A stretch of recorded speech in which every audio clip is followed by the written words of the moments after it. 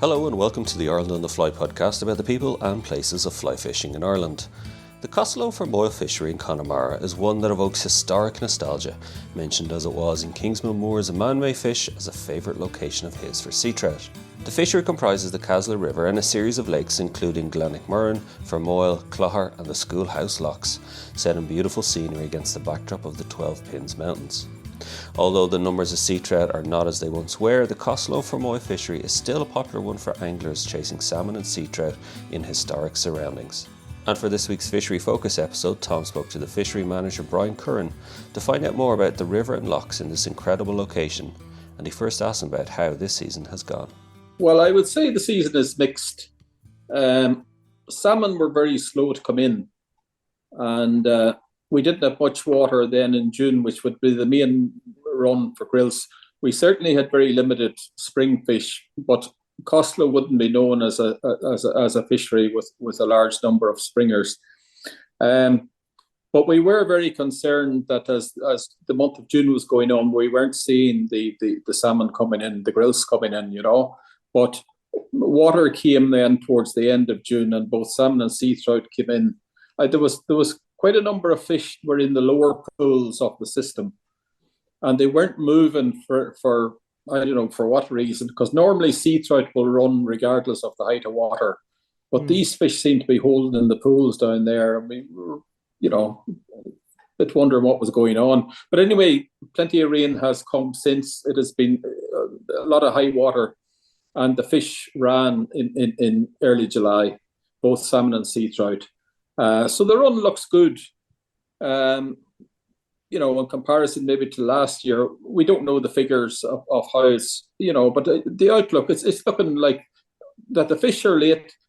There are a lot of bigger salmon, but the grill size seems to be bigger now. Whether these were fish that didn't come in last year because of the high temperatures, we don't know. Or was there better feeding out there?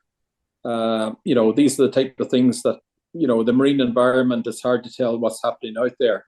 Yeah. But so far now, and from what we have heard from other fisheries around the place as well, it seems to be an improving salmon run as things have gone on. But it's been a late run.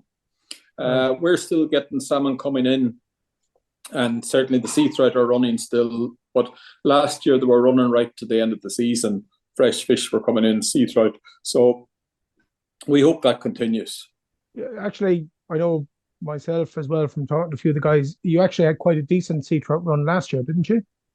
We had an excellent sea trout run last year, one of the best in a couple of years. We had over 850 to the rod, which isn't bad. Now, it doesn't compare to the pre-salmon farm era, but in recent years, it's quite a high number, and we were delighted to see that, and good quality ones as well amongst them. Good, yeah. Last year we had some in the sort of 3.5-4 pounders caught. They're great sea trout. Yeah. This year we've been seeing a number of sea trout showing, but haven't caught. We've caught a number in the sort of 2 pound range, and the sea trout would appear to be they're a good size, not only a good size, but they're broad. It looks like they've been feeding well at sea, They're in good order. They're good lumps of fish, Yeah. And again, we haven't seen anything of sea lice damage to them, which is a noted feature of our fishery anyway, because we're so far away from the fish farms in sort of Kilkeer in the area, Connemara, north of us here, Right. So, if the weather improves, I think a lot of the season this year, the weather has not been the best. We've had a lot of low pressure, and we've had a lot of misty rain, and it seems to keep the fish down, both salmon and sea trout in particular. We get loads of small brown trout, which become sea trout because they leave the system because of lack of feeding in it, which is normal enough. But this year, whether they're running later, which I think they could be 3 or 4 weeks behind, that the numbers haven't built up yet. But we don't seem to be getting big bags of fish that we did last year. Like last year, we'd be getting maybe 15, 20 to a boat on occasions. Right. This year, I think 9 has been sort of the maximum you know. Right. But I think it'll improve. I think the fish are there, so it will improve as the season goes on. Yeah, You yeah. know? Well, that has been a noted feature, all right. I mean, I know it here from the lake as well. We've had just a Yeah, huge amount of low pressure, yeah, huge amount of low pressure, and yeah, temperatures have been really bad for the summer. So, as a consequence of the low pressure. yeah, yeah. So, yeah, But but we're still getting plenty of rain here. Whereas I've heard reports from other parts of the country down south, over towards the Shannon, and that water levels are very low there. You yeah, know, but thank God we have got rain now, and it continues. In fact, too yeah, much maybe we could do with a bit less. We could do with it settling down. yeah, If we had a week or two without it, and let the levels drop, I'd be happier. But sure, yeah. we'll take it. It's We better. take, Like, we had it closed for 6 weeks last year. The whole month of June, we lost all of June and the first week or two of July last year that's right. because of Yeah, the low forget water that. conditions and the Yeah, high temperatures. So this has been a better year from that perspective, that we haven't had the heat. yeah, yeah. That's no, and hopefully, it'll improve. But as you say, the fish are there.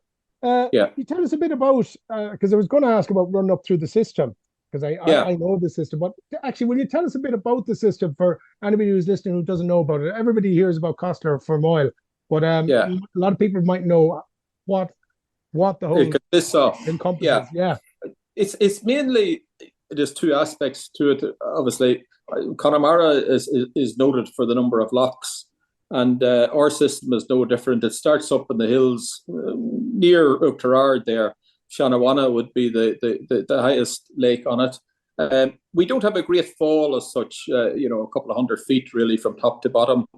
And as you're coming down the system, then you have Clogher.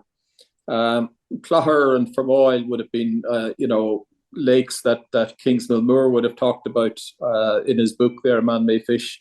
And a lot of people sort of like to follow in his footsteps. Not as many go up to Shanawana, I can tell you, because it's a difficult hike up. It's about an hour and a half across. I was there once. I ticked it off. I ticked it off the bucket. And you're telling the Yeah, truth. yeah. I generally, not every year, but most years I make one trip up, Good man. just to see it. Unfortunately, we don't have a boat on that lake, but we do have one boat on most of the lakes, and we have 3 or 4 then on Glenicmurrin. But as you come down the system, Clogher, Carrick, Fermoyle.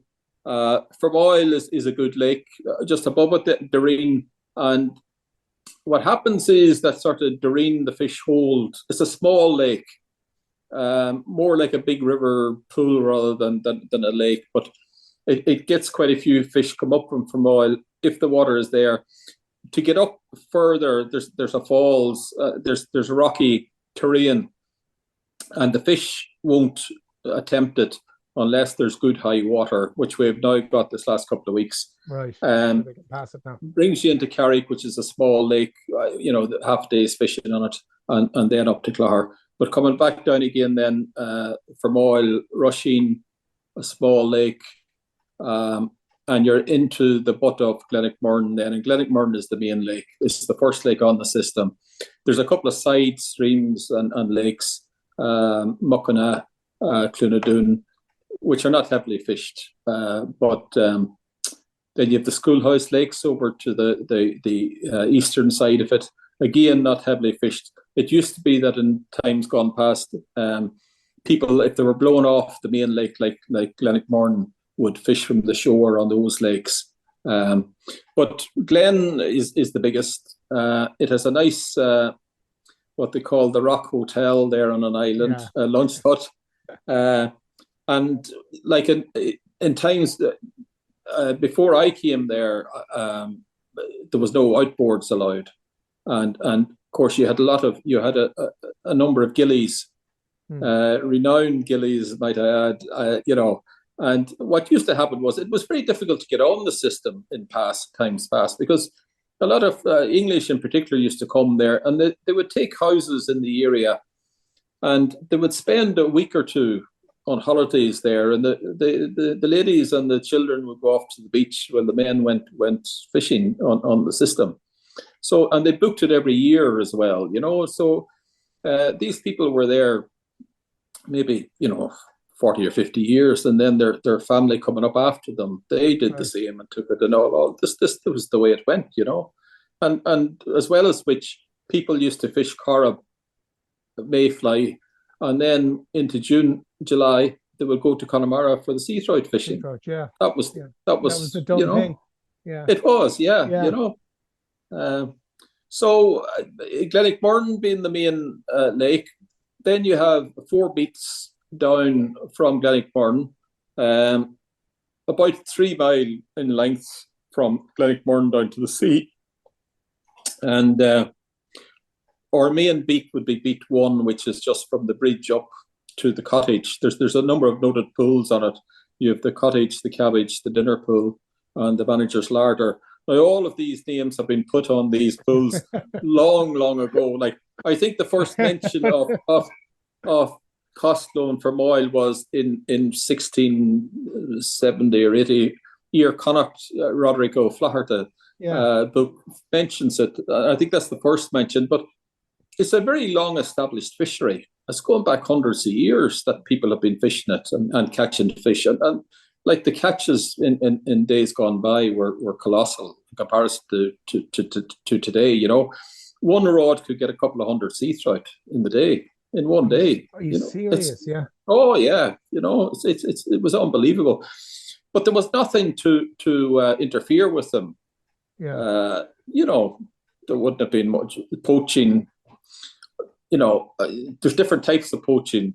There's unauthorized angling would be one, but netting and that, I don't think, was a big thing there. And it did come in all right as time went on, and as drift netting came in and that. But the runs were fantastic in days gone by. And come here, how far do the records that you have access to? How far do they go back to? Well, we have books in the Fishery office, certainly going back to the early 1900s.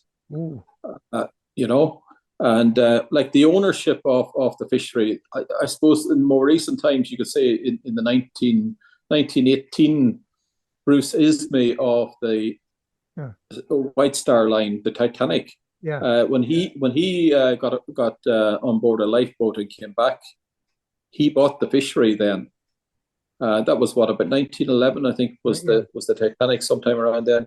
So after that, when he was an outcast from London society, he lived in Costello Lodge and he owned the fishery. I think he did a lot of work. I think he was well thought of by the locals, give employment. Yeah. But it must be remembered that there was quite a lot of people employed in the fisheries in days gone past, as Ghillies, and to do work. I was going to bring that up, because if you mentioned all the lakes there, and there was no outboard motors, so they had, the clients of the fishermen had to be rowed around, didn't they? Absolutely. Well, gentlemen didn't do that sort of work, The proper order, Brian. Proper order, for God's sake. Sorry, sorry. What was I thinking? And like, there was long liquid lunches in those days as well. There was no such thing as the Rock Hotel might have seen a dram or two. I believe, and there was a lot of local produce made there in the vicinity. I daren't believe it. I've seen that, and there was. I've heard stories of strategic placing of bottles, so that when a Ghillie went at lunchtime, went out to relieve himself, he happened upon these bottles that were hidden away in crevices. So what you're saying, he actually might have been taking more in than actually letting himself out. I'd say so, So, but it was a tough life for those. But it brought money into the area big time, because there was nothing else like agriculture. So there's no. This is when you look at the terrain around it, heather, bog, like rock. It was a tough life, but the fisheries brought cash into the area, and there was, like I say, there was a lot of people employed. Some people would have been employed on a part-time basis during the summer months. They would have done this work and been small farmers. And also in the winter time, then around Christmas time, there's a lot of watchers' huts around the system, and they were put there to protect spawning salmon during November, December.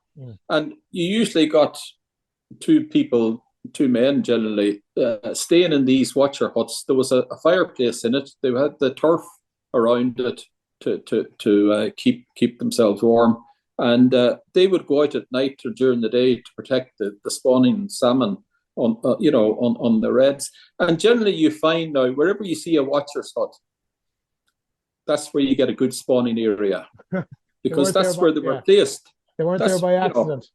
No. And I think it should be, there should be heritage grant given to maintain these watcher huts, a galvanized roof.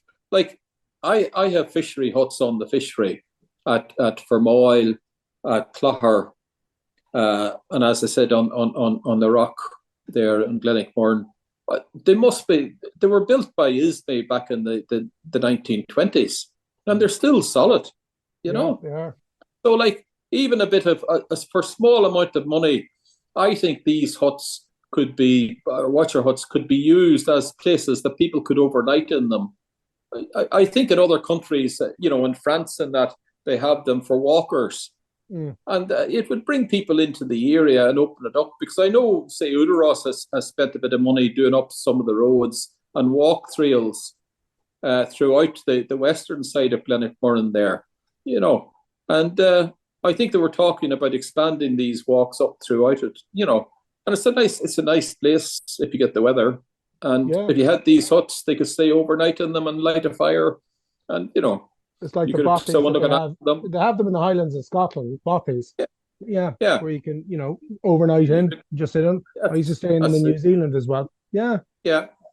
So and I think we wouldn't be the only fishery with them. I think you see them in Screeb as well, and I'm sure the other fisheries have them, So, because they're fantastic buildings. As you say, they're part of the heritage of the area as well. Yeah. And it wouldn't take much to keep them in order. Like I say, a lot of them need new galvanized roofs, but you're talking small money for the benefit that you would get from them, But since I came there, I allowed people to use their own outboard motors. Yeah, I was going to ask you about that. You brought that in. Was there, like I remember hearing at the time when you did that, it was great. I think that's brilliant now. Was there any opposition to it? No, because I think what had happened as well is that a lot of the old Ghillies had stopped. They got too old for it, and I think the effects of hard work and perhaps drink as well had an impact on their health. Yeah. So they weren't up to it anymore. So it stood to reason to allow people. Like I say, I let them use their own outboards, and I suggest to them that they be short shaft and that they be 4, 5, 6 horsepower. Yeah. You're not charging around Glenicmurrin, And I have a propeller somewhere in my shed that will bear testament to that. The first time I was there. Yeah, I do actually. Yeah, it's clunk, clunk, click. Yeah, But I put small motors up on some of the other lakes, 2.5 horsepower 4-stroke on Fermoyle and on Doreen, and we put one up on Clogher now. And it's just, in this day and age, I know myself, I do a bit of gillying from time to time, but I leave it to the experts. But I remember being out one day in Fermoyle the day before I brought in the engine, and I had these 2 large Americans. And there was white horses on the lake. It was blowing fairly strongly, and I got down the lake. We fished it down. Sure, I had trouble getting back up. And I said to myself, this is not on. So the next day I went out and bought an engine. Good man yourself. But when you think about the older Ghillies, and they did that, week in, week out. That's right. All conditions. All conditions, and like they weren't wearing Gore-Tex stuff or anything. Like no. I'll tell you, at best. And but like it was hard work, Brian. No, sure. Yeah, well, I know. I have the blisters, Yes, you have the blisters marked still. I do, yeah. Soft hands, administration, sitting in the office too much. Yeah. But no, thank God. Yeah, go on. I was going to ask you there, because you did mention it there about Kingsmill in it. And I remember his thing I looked at, he used to call certain amount of the lakes were blue ribbon lakes. Yeah. And was it that they had a boat had more than 40 sea trout in it or something? Something like that. Was it? But he named a few of the lakes. I think Glen was one, Clogher was one, the ones you've mentioned, Fermoyle and Carrick. And Carrick. And all the rest of them and it's funny that you said, that, the ones you've mentioned, they're the ones. Yeah. And he concentrated in his book on those ones. And I suppose they're the main ones for catching fish. So things haven't changed much. I suppose the numbers of fish is the only thing that have declined. And regrettably, and it's a lot of it is due to salmon farming, which is really did decimate the sea trout stocks in Connemara, as you know yourself from. Yeah, well, about 2 years after they arrived, and I think they started in '86. And I remember being involved in SOS at the time, in about 1990 or so, and we just didn't know what was causing the collapse, and it was a total collapse of the stocks. Like, there was just no fish, and no one knew, and it took years.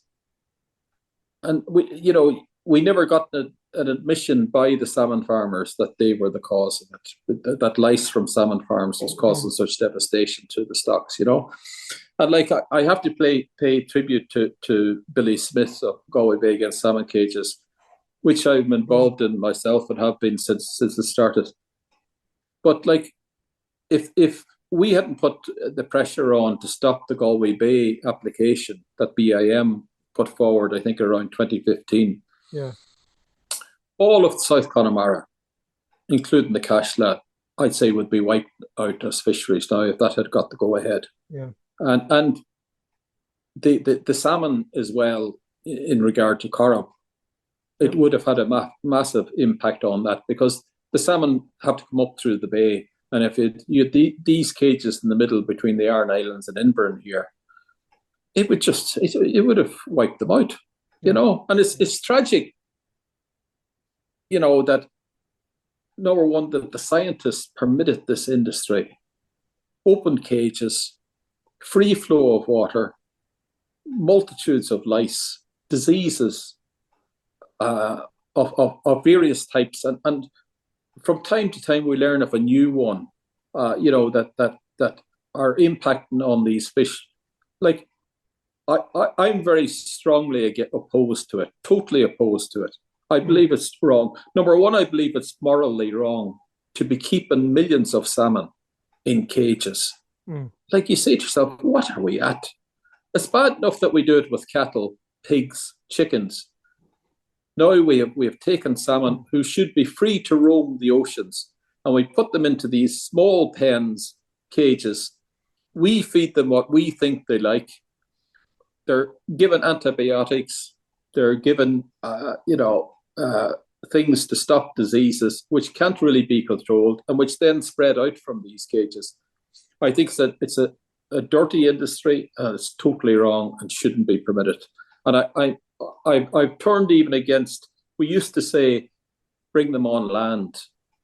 When I see now off boats, what they're doing off West African coast in taking all the fodder fish, when I see them here in the bays and estuaries in November and December taking sprat, for which there is still no quota, and they're up and down pair trawling in the different bays, for what to be turned into fish meal to put into fish farms. The whole thing is wrong, and the sooner it is closed down. I'm glad to see some countries like British Columbia, Canada, Washington, Alaska are refusing to have them, to allow them.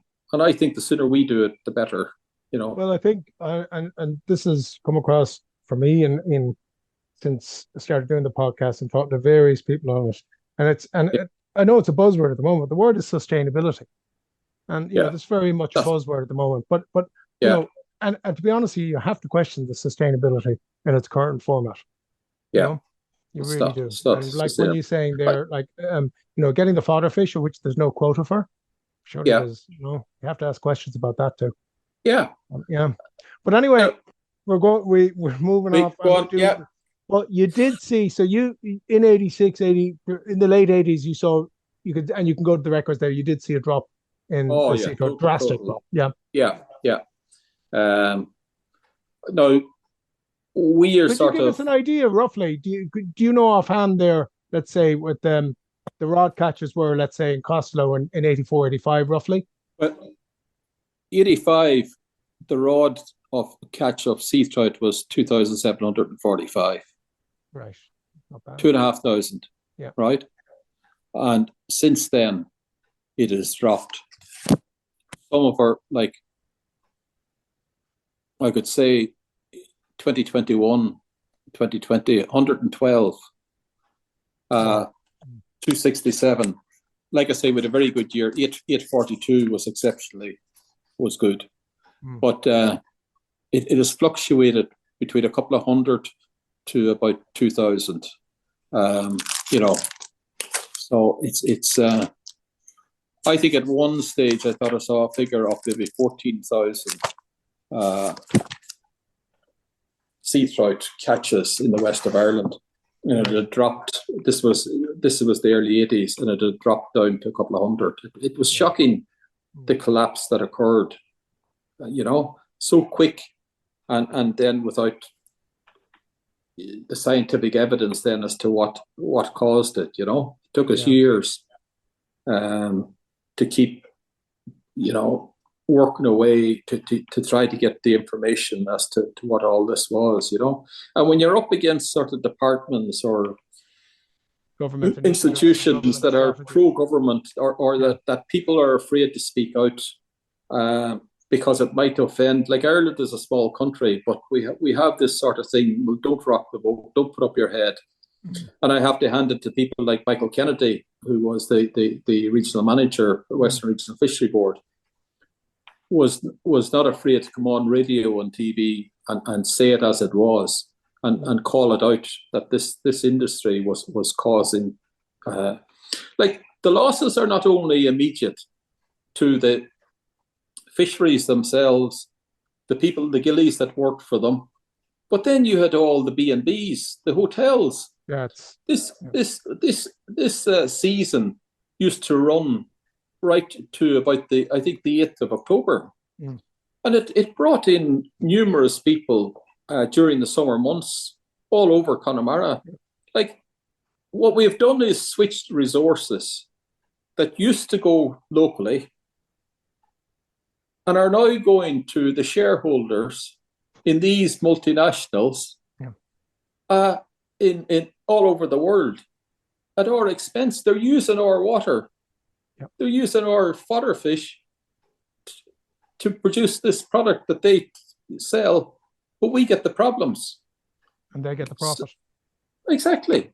Yeah. It's wrong. We've lost. If you were to count up the millions that are lost, the restaurants, the petrol sales, all of this, the rods, people selling rods and tackle, the boats that are being made, engines, all of that type of add-on part and parcel of the industry has all suffered major decline. And we keep hearing, and how many jobs are there in this industry, the aquaculture industry? Very little. It's all automated. You have a barge, feed pumps. You might have 3 or 4 people working on these farms. It's or feedlots.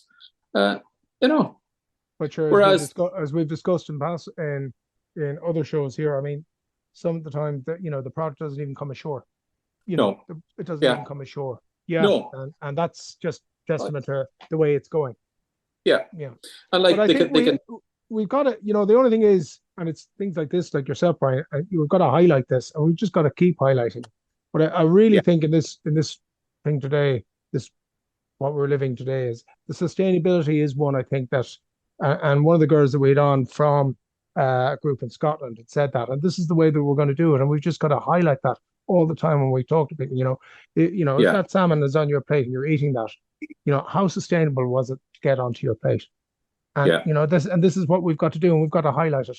Got to highlight it like that. Well, you won't find that salmon or that type of salmon on my plate. No. And I would encourage other people to see them. If you go into a restaurant or whatever, don't buy this stuff, because that's what we got to do. Yeah. I was going to bring up something else there. I was talking to you because how I know is our own club is we have days out with the Carrow Club, and just there is the fishery there. You have a very good relationship with the local club there, and I do. They can go and fish the waters when there's nobody on it and everything. Yeah. I really say I think that is an excellent arrangement. I think it really gives a sort of a local involvement in the fishery. Does, yeah. Whereas probably years ago that would never have happened. Would never have been allowed to happen, and it would have been very much kept to paying guests only. But I think we're moving more and more into a situation that the community, the local community, and I think this is something. If I had to fault IFI, and we have a great relationship with the local staff of IFI in the area, Grania and Kevin and Porrick, but the organisation as such, I think there was a great report of Fire Grant Sparks by 2005 when there was a review of IFI and its role. And I thought they lost a great opportunity then to become more community involved. I've always advocated that there should be a management structure on each system and to involve the locals as much as possible in that. And what we find in the Costello, I get a lot of assistance from whether it's putting out boats or taking them in from the various lakes. A very important aspect is raking gravel and putting gravel in. And the boys have been very helpful because they're local. They have the machines, the tractors, the low loaders, and they're willing to give their time to assist.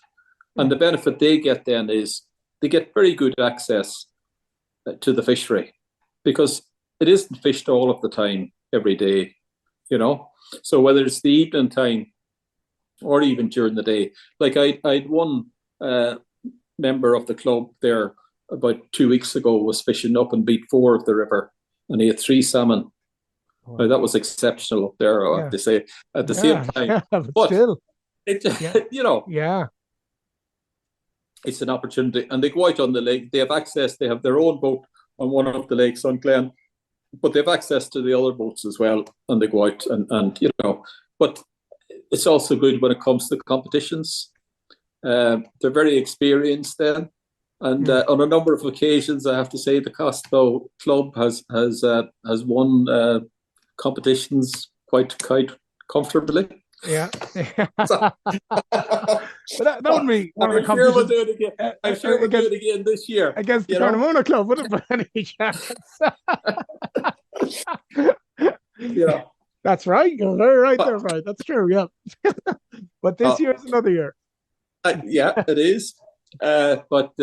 No, I'd be quite happy that with the experience these boys are getting there, that they'll once again come good.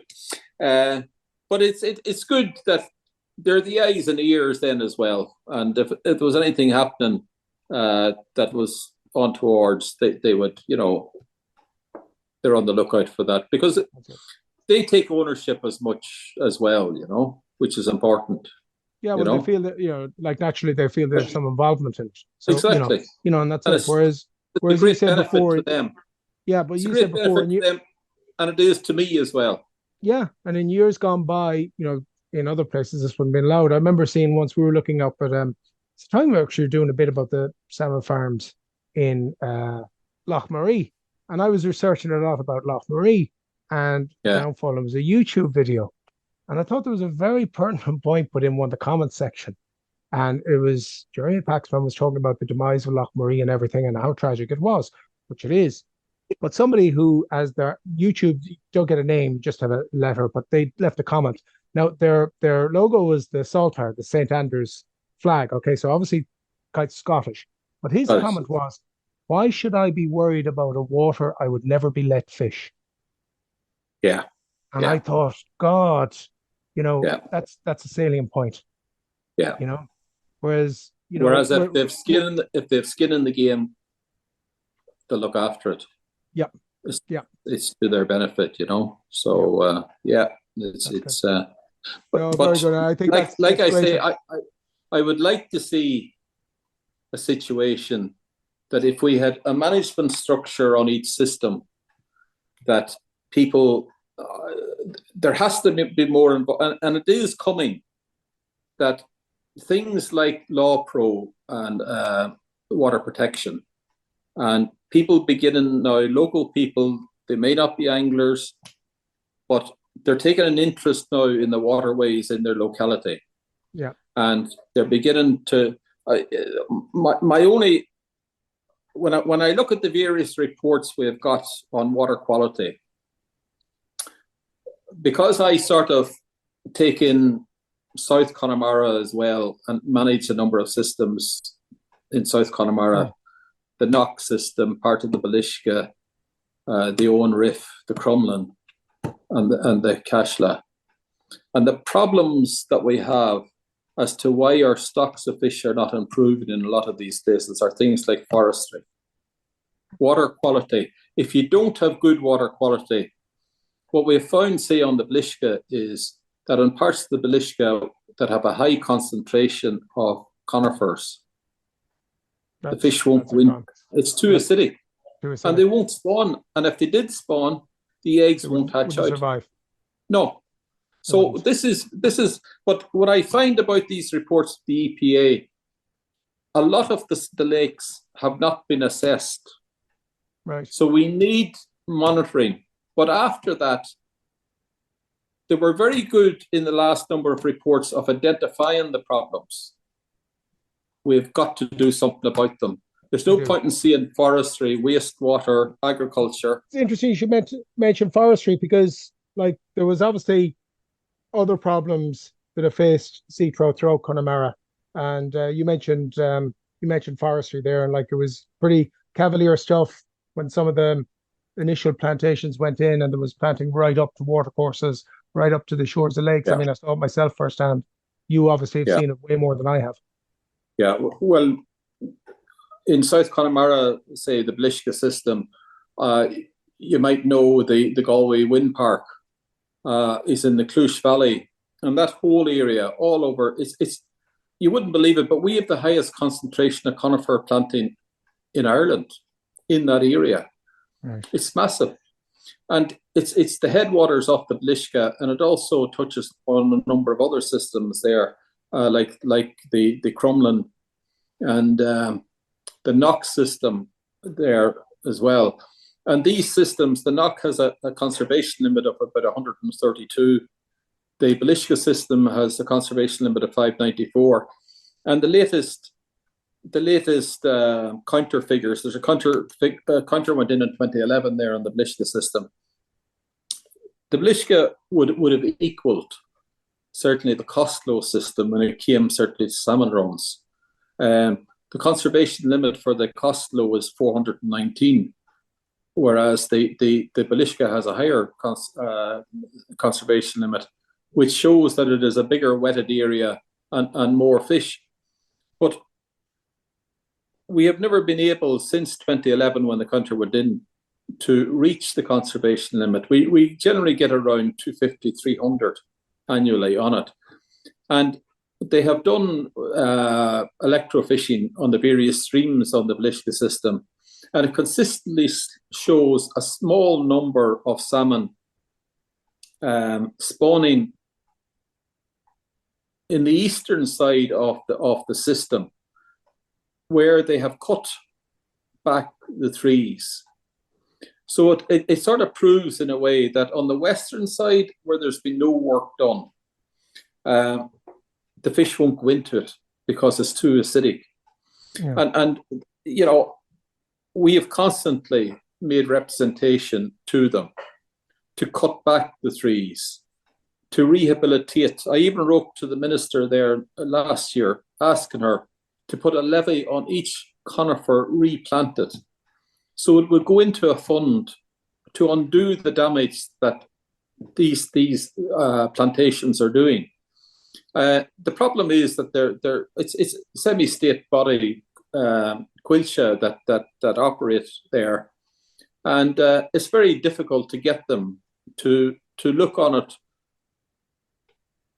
because they have this commercial aspect to their operations that they should be making money. But like, I'm glad to see that more and more we're coming around to seeing that these places that the conifers will have to be taken out and not replanted because it's all bog and they should never have been planted there in the first place. Now, I can understand back in the 50s and 60s, they didn't realize the damage that these invasive species are doing and have done to a lot of our fisheries throughout Connemara. So the sooner we get round to a situation that there's no replanting on turf or bog, the better. And that they try to put it back to what it was before they started planting. And that's going to be difficult because of drainage, you know. But we've got to get this water, and this is where the community has to get involved. That they've got to know what the water quality in these streams are and why there's no life in them. Yeah. And the reason being is because of these conifers. And this is where there should be more community involvement. And I think it'd be great if IFI had the mandate, like I say, to establish structures on each system that more and more people would read these reports that the EPA put out, but then put pressure on the likes of Quilcha to rewild these or let them go back to what they were and take the trees out and stop continuing replanting. I think it's terrible. They know the damage that these are doing. They know they increase the acidity, and yet they continue putting in planning applications for replanting of these areas. It's totally wrong, you know? Yeah. So, as you say, it's dealing with semi-state bodies, and that can be can be difficult. That can be difficult. Yeah. Brian, tell us, what's your own background? What's your own background in angling and fishery management? Well, I was born in Strabane in County Tyrone. I grew up on the banks of the Foyle, the Finn, and the Mourne. I'm sure you've heard of them. I never caught a salmon when I was a young lad, though my father caught many. He was secretary of the local Finn Anglers Club. And all of my brothers and sisters, we spent a lot of time fishing, and we used to come down to Galway to Spiddle. We had a holiday home, and we used to spend a month every year there.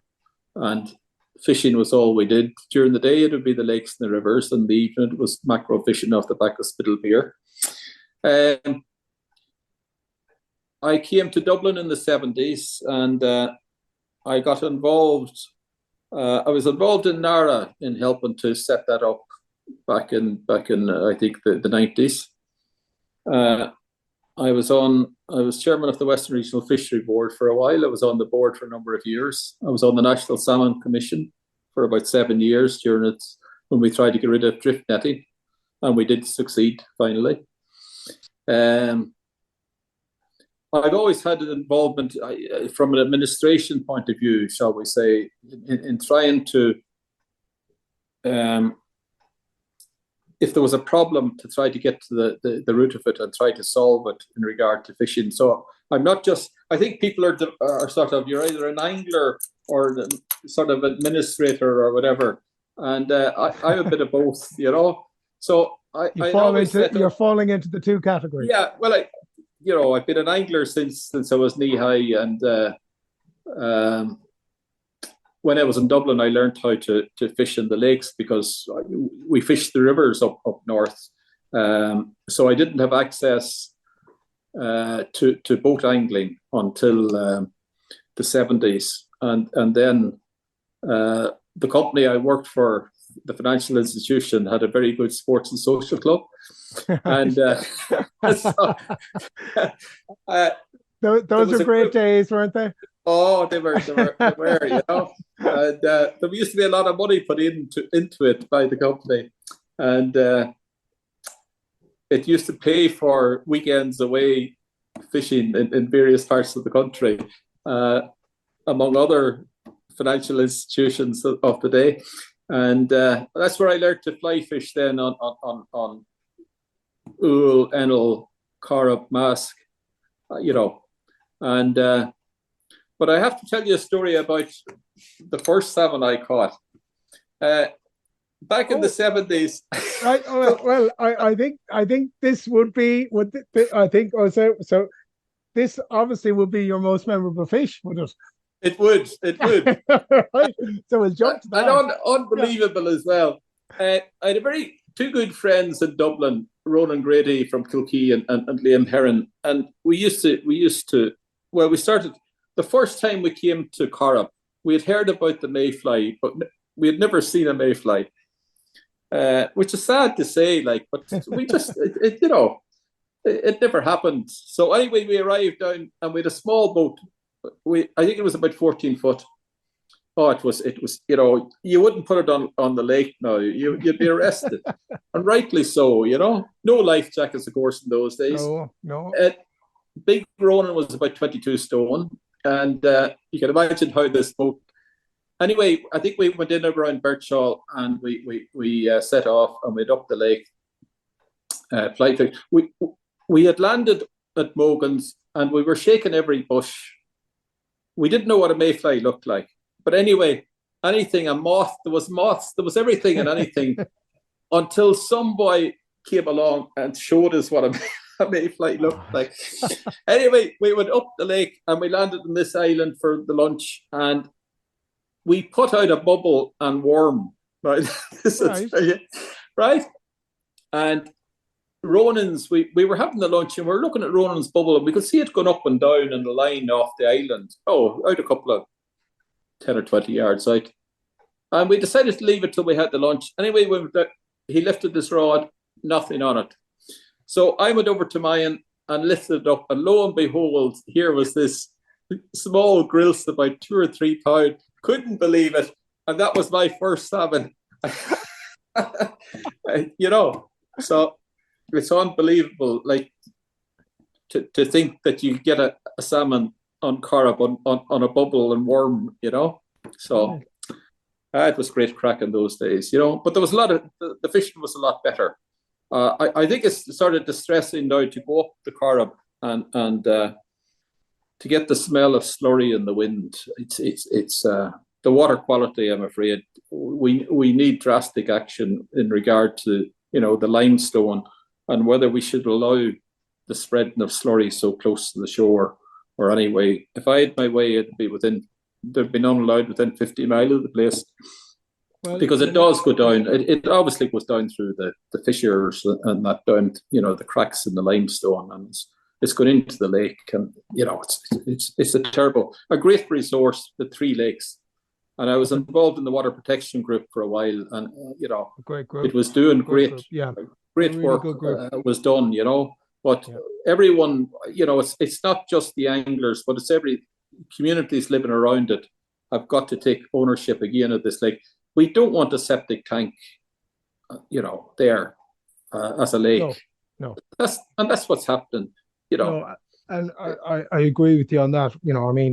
We have to be a lot more aware, and it's not just the anglers. What we have here is a fantastic resource, and you have to look at some practices, whether other practices could be used as alternatives, and still be viable for agriculture, but not at a cost to the environment.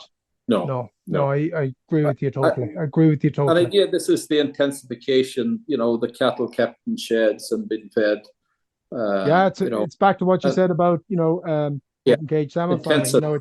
It's you question the morality of it, and I have to agree with you. With you, Brian. It's been absolutely fantastic talking to you. It really is. Before you go, would you let us know how people can contact you, or if anybody be interested in getting a day out in Costello Fermoyle? How do you get about getting a day out? Yeah, I like to see people going to my website, irelandwestangling.ie. Great. And I have a very good drone footage of the whole system. and well worth looking at. Fantastic. And information on the costs involved in it. So it's all there on the website. And my phone number and email is also there. So Is there, what we'll do is we'll put up irelandwestangling.ie. Angling.ie, yeah. And we'll put that up on the social media post that we'll put for the show. Listen, It's been really great chatting to you, Brian. Thanks a million. Tom, and you, thanks very much. Our thanks to Brian Curran for joining us on the show. Don't forget to rate, review and follow the Ireland on the Fly podcast on Apple, Spotify or wherever you get your podcasts from. Plus you can keep up to date on IrelandOnTheFly.com as well as on Instagram, and myself and Tom will be back with another episode about the people and places of fly fishing in Ireland.